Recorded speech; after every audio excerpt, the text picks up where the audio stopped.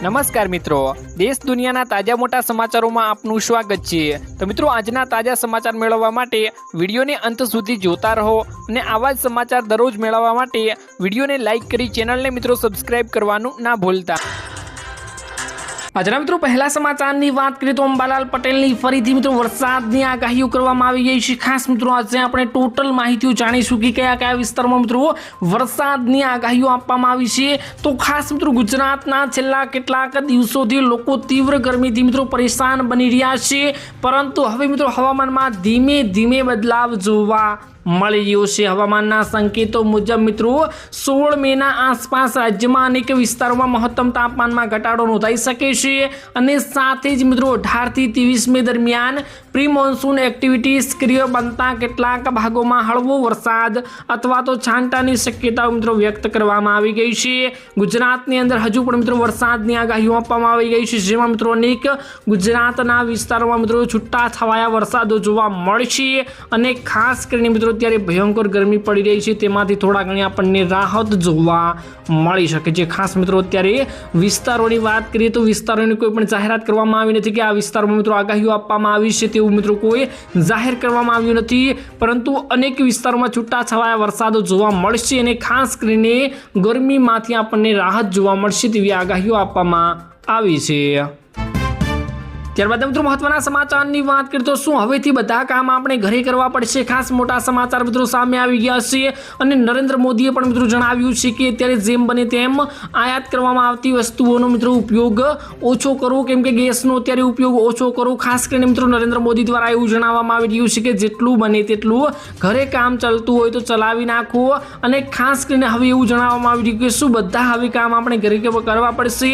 પહેલાની જેમ મિત્રો લોકડાઉન આવશે અને લોકડાઉન આવશે તો શું મિત્રો આપણે પહેલાની જેમ ઓનલાઈન લેક્ચર લેતા હતા, ઓનલાઈન મિત્રો શિક્ષણ ઘરે બેઠા લેતા હતા તેવું કામ ફરીથી કરવું પડશે? તો ખાસ મિત્રો તમને જણાવું તો ગુજરાત સરકાર દ્વારા ઈંધણ બચત, સરકારી ખર્ચમાં ઘટાડો અને પ્રશાસનીય કાર્યપદ્ધતિમાં બદલાવ અંગે લેવામાં આવેલા મિત્રો તાજેતરના નિર્ણયો અને માત્ર તાત્કાલિક વ્યવસ્થા નહીં પરંતુ લાંબા ગાળાની નીતિ પરિવર્તનની દિશામાં મહત્વપૂર્ણ સંકેત તરીકે જોવામાં આવી રહ્યું છે અને ગાંધીનગરમાં મળેલી રાજકીય કેબિનેટની બેઠકમાં મુખ્યમંત્રી ભૂપેન્દ્રભાઈ પટેલ દ્વારા તમામ વિભાગોને પેટ્રોલ ડીઝલના વપરાશ ઘટાડવા, ઓનલાઈન મીટિંગ વધારવા અને વર્ક ફ્રોમ હોમની શક્યતાઓને ચકાસવામાં આપવામાં આવેલા નિર્દેશોને પ્રશાસનીય વર્તુળોમાં નવી ચર્ચા શરૂ કરી છે। તો પરંતુ મિત્રો એવું ક્યાંય પણ જણાવવામાં આવ્યું નથી કે લોકડાઉન લાગશે ને તમારે હવે ઘરે બેઠા કામ કરવું પડશે। ખાસ મિત્રો એવું જરૂરથી જણાવવામાં આવી રહ્યું છે કે જેમ બને તેમ તમારું કામ ઘરેથી ચાલી લેતું હોય તો ચલાવી લેવું,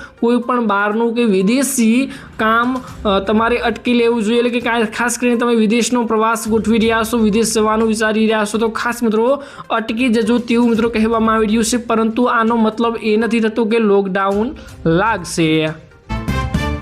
ત્યારબાદ મિત્રો મહત્વના સમાચારની વાત કરીએ તો 23મો હપ્તો આવશે આ તારીખે ખેડૂતોના ખાતામાં જમા। ખાસ કરીને અત્યારે ખેડૂતો 23મા હપ્તાની આતુરતાથી રાહ જોઈને બેઠા છે। તો ખાસ મિત્રો તમને આજે હું જણાવીશ કે 23મો હપ્તો ખેડૂતોના ખાતામાં ક્યારે જમા થવાનું છે અને કઈ તારીખે મિત્રો ખેડૂતોના ખાતામાં આ હપ્તાની રકમ આપણને મળશે, સંપૂર્ણ ડિટેલમાં વાત કરીશ। તો તેના પહેલા મિત્રો વિડીયોને એક લાઇક કરજો, ચેનલમાં નવા આવ્યા છો તો ચેનલને મિત્રો જરૂરથી સબસ્ક્રાઇબ કરી દેજો।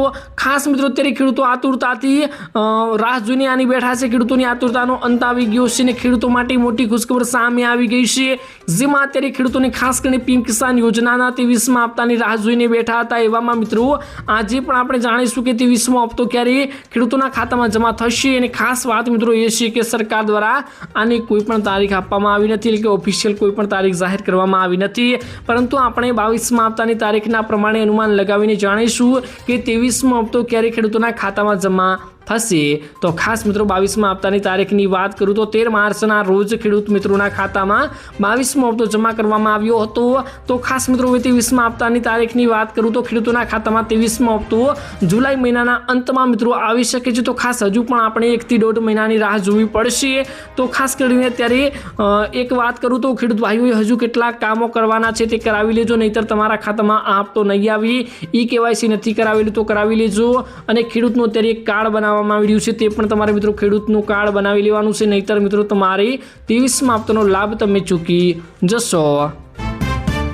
ત્યારબાદ મિત્રો મહત્વના સમાચારની વાત કરીએ તો 2024નું ચોમાસું કેવું રહેશે, એટલે કે ખાસ કરીને 2026નું ચોમાસું મિત્રો આવી રહ્યું છે ને ટૂંક જ સમયમાં મિત્રો 2026નું ચોમાસું બેસવાનું છે. તો આ 2026નું ચોમાસું કેવું રહેશે તેના અંગે અનુમાન લગાવવામાં આવી રહ્યું છે. કેવો વરસાદ પડશે, કેમ કે ત્યારે મિત્રો શિયાળામાં અને ઉનાળામાં પણ મિત્રો એટલા વરસાદો પડ્યા છે કે ખાસ કરીને હવે ચોમાસામાં એવો ભારે વરસાદના કોઈ અનુમાન છે કે નહીં તેના વિશે વિગતવાર માહિતીઓ મેળવીએ. તો હવામાન વિભાગે મિત્રો ચોમાસું 92% રહેવાની આશંકા વ્યક્ત કરી છે.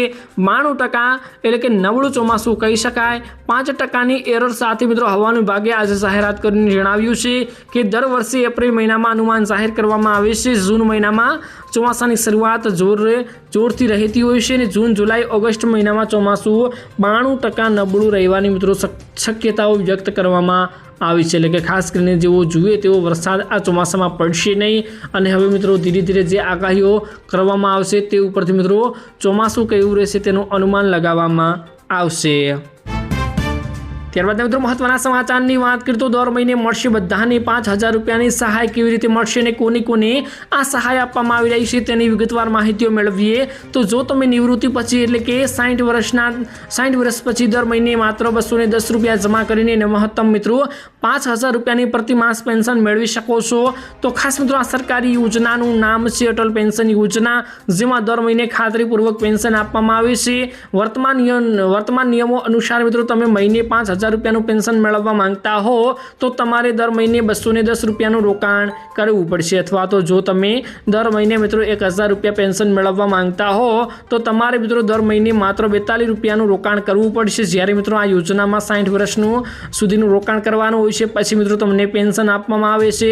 પહેલા મિત્રો મિનિમમ ઓછામાં ઓછું 210 રૂપિયાનું રોકાણ છે અને વધુમાં વધુ 1000 રૂપિયાનું પેન્શન તમને આમાં મળે છે. એટલે કે ખાસ કરીને તમે અત્યારથી રોકાણ કરશો તો તમને વૃદ્ધાવસ્થામાં આ પૈસા મિત્રો પેન્શન તરીકે મળશે. એટલે કે તમારે કામ મિત્રો આ પૈસા લાગી શકે છે. ત્યારબાદ મિત્રો મહત્વના સમાચારની વાત કરીએ તો સરકારી કામો થશે હવે તમારા ફોનથી. ખાસ મિત્રો ધીરે ધીરે ત્યારે એટલી ટેકનોલોજી વધી રહી છે કે ખાસ હવે તમે તમારા કામ પણ મિત્રો ઓનલાઈન કામો આવતા હોય છે. ઘણા બધા મિત્રો કામો અત્યારે મોબાઈલથી થઈ રહ્યા છે. તો ખાસ મિત્રો તમને જણાવીશ કે કયું એવું કામ છે કે કેટલા મિત્રો એવા કામો છે જે ઘરે બેઠા અને મોબાઈલથી થઈ શકે છે. તો ખાસ મિત્રો રાજ્ય સરકારે એક મોટો નિર્ણય કર્યો છે જેમાં જનતાને મિત્રો મોટો ફાયદો થવાનો છે. રાજ્યમાં મિત્રો સાયન્સ એન્ડ ટેકનોલોજી વિભાગ અને ડાયરેક્ટર ઓફ આઈસીટી તેમજ ઈ ગવર્નર દ્વારા વોટ્સઅપ નંબરની જાહેરાત કરીને નાગરિકોને તેના મોબાઈલ નંબર ઉપર આવકનો દાખલો, જાતિનું પ્રમાણપત્ર જેવી વિવિધ સુવિધાઓ મળે તેવી વ્યવસ્થા જાહેર કરી છે. અને આ માટે લાભાર્થીઓને નંબર પર હેલો મોકલીને સામેથી જવાબ આવશે. આ સેવાનું સુશાસન દિવસે મિત્રો મુખ્યમંત્રી ભૂપેન્દ્ર પટેલે લોકાર્પણ કર્યું હોવાથી આ સેવા આગામી દિવસોમાં વોટ્સઅપના ચેટબોર્ડ વર્ઝનમાં અપડેટ કરવામાં આવશે. તો ખાસ મિત્રો આ એવી એક સેવા છે જેમાં મિત્રો તમે વોટ્સઅપ દ્વારા તમારા બધા કામો કરી શકશો. તો ખાસ કરીને વોટ્સઅપનો એવો નંબર જાહેર કરવામાં આવશે જેમાં તમે હેલો લખીને મોકલશો તો તમારા કોઈ પણ ઓનલાઈન કામો હશે તેની વિગતવાર માહિતી આપવામાં આવશે. જે પણ કામ તમે કરવા માંગો છો તે તમે ત્યાં ઘરે બેઠા કરી શકશો.